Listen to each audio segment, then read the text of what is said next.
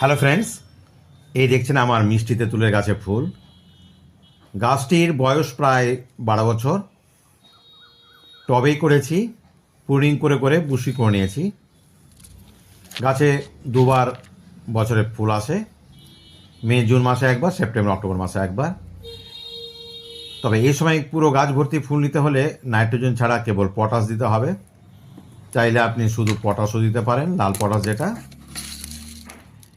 তবে যেহেতু গাছের গোড়ায় প্রতিনিয়ত পাতা পড়ে গাছের মাটি অম্লিক হয়ে যায়, মাটিতে যদি আপনি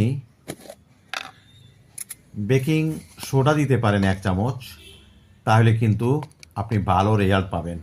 আমি তাই 1 চামচ মাটিতে বেকিং সোডা দিয়ে দিলাম।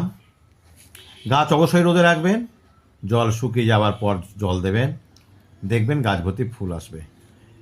ফলো করবেন, সাবস্ক্রাইব করবেন যদি